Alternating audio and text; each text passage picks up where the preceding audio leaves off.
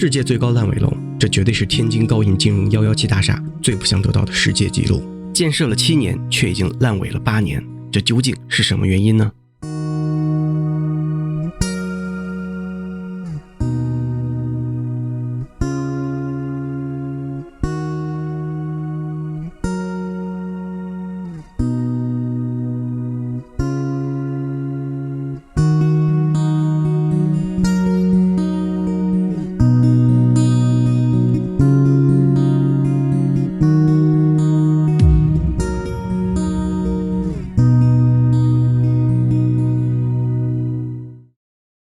在中国，只要提到烂尾楼，那一定少不了它的名字。高银集团预计总投资为700多亿元，高达596.5米的117大厦，在立项建造时就已经是世界第5高楼。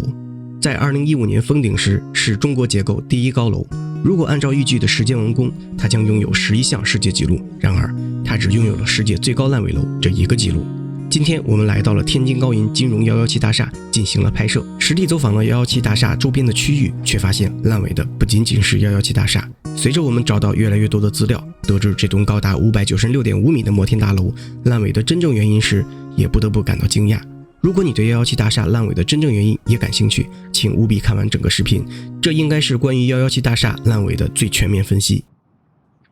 本次拍卖标的为广州富大房地产开发有限公司名下 KXCD22 地块土地使用权，在建工程及少量办公用品打包拍卖。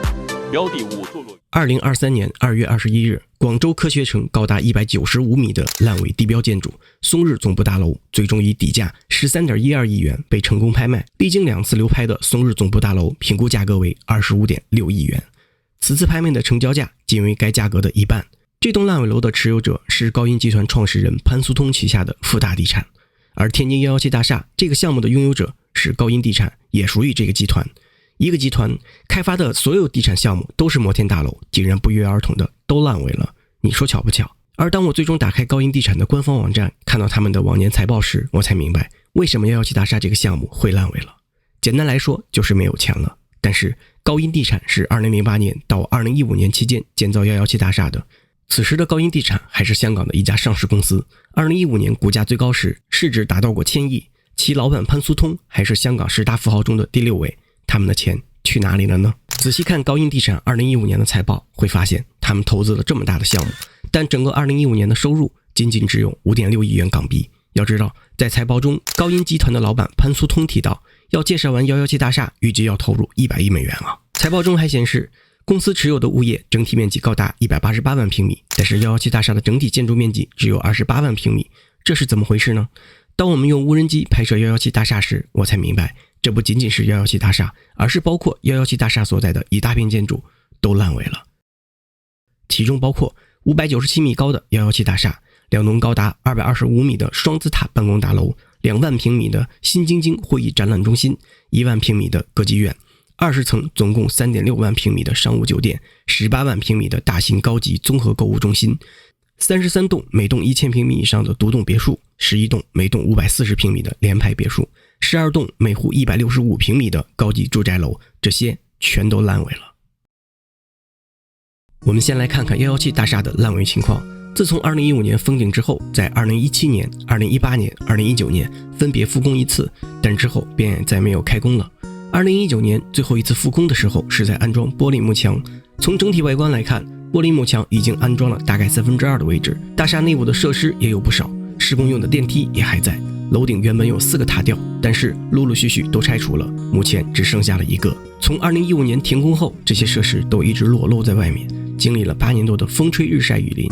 无论是大厦内部的设施还是外面的钢架都已经开始生锈，甚至一些设施生锈得比较严重，像是腐烂了一样。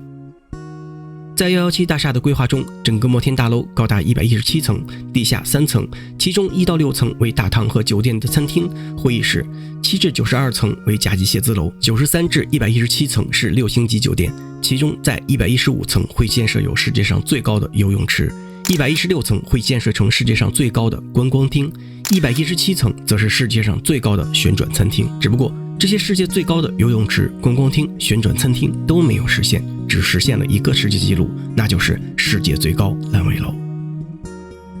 在117大厦的下面则是双子塔办公楼，它们在117大厦的东面，每座办公楼高达225米，规划有43层，画面中大概只建设了10几层，建造的时间应该比117大厦晚许多，只不过这座楼没有任何设施来保护，楼体生锈的程度远远大于117大厦，不知道以后会不会有安全问题。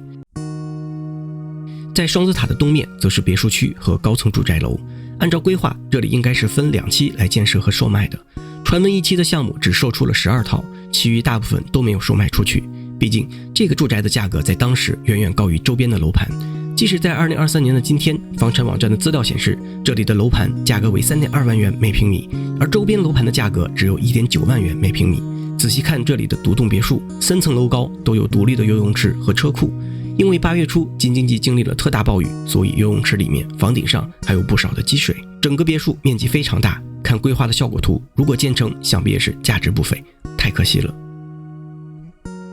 在这些住宅的东面是天津环亚国际马球会及主题公园，说起来也挺有意思的。虽然在这一大片区域很多大楼都烂尾了，唯独这个天津环亚国际马球会没有烂尾，不仅经常承办一些大型商务活动，还是2017年天津全运会的马球项目举办场地。整个马球会拥有2个大型比赛场地，一个马房，一个会所酒店和花园，以及一个马球主题公园。整个主题公园在2019年的时候还在营业，不知道为什么也关闭了。售票处的玻璃都被人砸了，留下了一堆的垃圾。主题公园的大门紧闭，向里面看去杂草丛生，处处都是最后的生还者，场景即视感。当无人机从117大厦飞过时，我看到了周围还有不少工厂。这里是天津市的西青区，在16年前，这里就是一大片农田，即使到现在仍有不少荒地没有被利用起来。而在我们来117大厦的路上，甚至挂着首付50万立刻购入工厂用地的标语。究竟是出于什么样的目的，选择在这里建造当时的中国第一高楼，让它成为中国顶端的商务中心？作为一家上市公司，如何做出这个决策的呢？通常一家公司的做事风格跟创始人脱不了干系，我们就来深入了解一下高银集团的创始人潘苏通究竟是怎样的一个人。潘苏通2016年时以122亿美元的身价排名香港福布斯富豪榜第6名，却在2022年因为没有钱偿还公司欠下的债务，被法院责令破产。短短时间为什么会出现这么大幅的起落？或许我们可以从潘苏通的一些经历看出些什么。潘苏通出生于1963年的广东韶关，1976年移居美国，在家人的资金支持下，1984年在香港开始与松下合作，给松下代工生产电器，积累了自己的第一桶金。据说当时潘苏通去餐厅请朋友吃饭，对服务员说了一句：“帮我做一道1万块钱的菜。”80年代的中国，万元户也没有多少啊。这句话直接把服务员吓傻了。之后成立松日集团，生产家用电器，并请了很多香港明星代言，其中包括谢霆锋、Twins。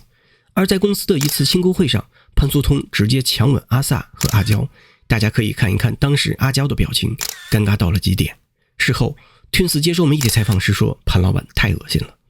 传闻因为喜爱马球，潘苏通就花了2000万港元购买了一匹马，还全票当选过世界马球协会的副会长。2008年第一次涉足房地产的潘苏通直接宣布要在天津建造中国第一高楼，并发出豪言壮语，也许过400年后都会有人问这座摩天大楼是谁建的，大家都会记得是我潘苏通。在2013年，喜爱红酒的潘苏通花费1.46亿元购买了法国的红酒庄。即使在2015年的5月21日，潘苏通名下的2个上市公司股票暴跌，市值一天就蒸发了1200亿港元。按照他所持有的股票换算，他的财富一天就缩水了800多亿港元。但是没过几天，他就以25亿港元的价格买了一栋豪宅，与李嘉诚做起了邻居。不得不说，与李嘉诚做邻居还是有好处的。2020年初，潘苏通就从李嘉诚那里借出了100多亿元用来偿还公司债务，只不过利率比较让人感动，竟然要 8%， 比银行的借贷利率还高，而且他还借了2次。2022年，中信银行以潘苏通名下一间公司没有清还80亿元的贷款为由，要求作为贷款担保人的潘苏通破产，并获法院于2022年7月接纳，最终颁令潘苏通破产，公司也被清盘。从潘苏通的个人传奇经历来看，潘苏通从美国回到中国的时候，正是改革开放初期，家里也算有钱，他也敢想敢干，拼出了属于自己的一条致富之路。见识过美国的发达，他没有满足于当个暴发户，而是借壳上市，玩起了金融游戏。也许是做什么都会成功，让他过于自信，产生了幻觉。第一次进入房地产就想搞个大的，只是这次的勇敢换来的不是更大的成功，而是悔恨。高音地产的2015年财报中，潘苏通说117大厦会在2016年完工，而在2016年的财报中，他改口说117大厦会在2017年完工。实际上，高音地产拼尽全力也只是让117大厦在2010年完成了封顶，之后基本上就没有大规模的复工，相当于是烂尾了。如今已经是2023年的9月，距离封顶已经过去了8年。这8年来，117大厦经过风吹日晒雨淋，始终屹立在这里。我们用无人机环绕着117大厦随便拍一拍，便到处可见锈迹斑斑。如果再这么烂尾下去，这座中国结构第一高楼是不是就只能炸掉重新盖了？难道高音集团就没有想过把这个项目卖掉吗？毕竟卖掉之后可以还债，说不定会让公司有东山再起的机会。事实上，早在2015年，高音地产就考虑过这个问题，只不过这一年对于天津而言有点不顺。在2015年的8月12日，天津港口发生了一起特别重大的火灾爆炸事件。该事件后来被称为天津港812事故。这次的事故造成了165人遇难，8人失踪，798人受伤，304栋建筑物，12428辆商品汽车，7533个集装箱受损。这次的事故让外界对天津的未来产生了一些担忧，而且紧接着中国就发布了一系列摩天大楼的限高令，认为摩天大楼在当前投资成本高、消防隐患大、拆迁困难、控制率高。投资成本高这个就不细说了。据统计，香港4大富豪之一的郑裕彤在中国天津、武汉、广州、深圳建设的4栋名为周大福中心的摩天大楼，总投资就超过460亿元，而117大厦在立项时就依据总投资会超过100亿美元。现在117大厦烂尾了，没有完工，据说花费掉的资金也超过了400亿元，足以见得建造超高的摩天大楼投资都不是小数目。而消防隐患大则是必然的。就在我们拍摄天津117大厦的前几天，天津南开区拥有32层的新天地大厦外墙起火，灭火时所用的云梯最高可以伸长到30层楼的高度，但是售价要上千万。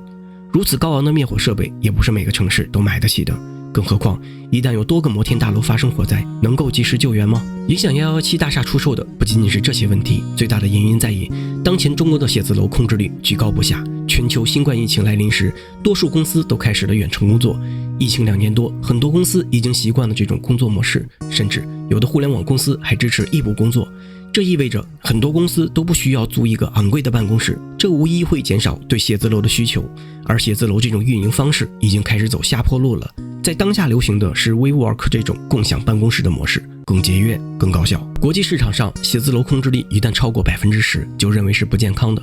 而根据第一太平戴维斯关于2023年中国城市商业楼宇的空置率调查数据显示，在一线城市中，北京的甲级写字楼空置率高达 18.3%， 上海的空置率高达 16%， 广州的空置率高达 20.8%， 深圳的空置率更是高达 27%。二线城市中发展最好的杭州写字楼的空置率为 30%， 天津更是高达 34%。而天津在2024年至2025年将会有多座写字楼共约30万平米进入市场。天津117大厦的规划中，7到92层是甲级写字楼，建筑面积大约有20万平方米，也是传统的写字楼运营模式。整个天津甲级写字楼最高的单价是 4.8 元每平米每天，按照 34% 的空置率计算，总共有 13.2 万平米用来出租，每年可以获得 2.3 亿元的收入。这对于高达700亿的投入要35年才能收回成本，如果再算上维护的成本，这个投资回报的周期可就太长了。在碧桂园、恒大这些中国知名的房地产公司经济困难的今天，